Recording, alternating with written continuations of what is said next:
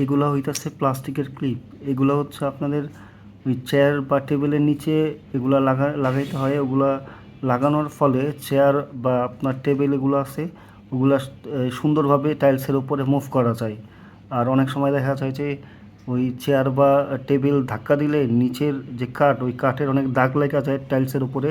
তো এইটার কারণে ওই দাগ টাগ লাগে না। তো এইটা আমি এখন আমাদের ডাইনিং টেবিলের চেয়ারে লাগাবো। এটা আপনাদেরকে দেখাই দিচ্ছি। আরেকটা জিনিস, এই ক্লিপগুলো যখন আপনারা লাগাবেন তখন এরকম একটা বোথ সাইড কস্টেপ নিয়ে নেবেন। এই যে মোটা, এটা দোকানে পাওয়া যায়। বোথ সাইড কস্টেপ অথবা কাগজ যে কোনো একটা কিছু নিয়ে নেবেন। কারণ এই যে এই তার কাটাটা যখন লাগাইতে যাবেন, এখানে হাতুর দিয়ে যখন বাড়ি দিবেন, অনেক সময় তার কাটার এই সামনের মাথাটা এখান দিয়ে ভাঙা বের হয়ে আসে।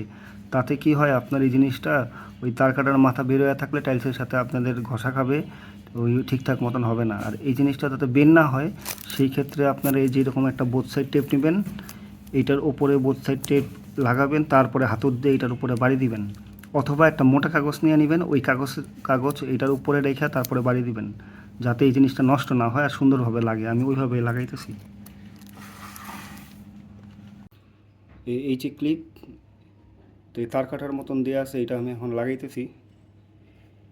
আর এই যে চেয়ারের যে পায়াগুলো আছে এটার একদম সেন্টারে লাগাবেন, একদম সোজাসুজি সেন্টার।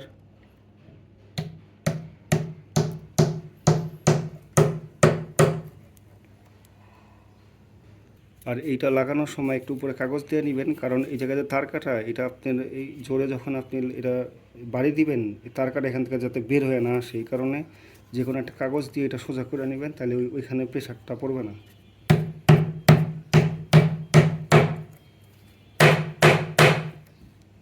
এই যেটা হয়ে গেছে,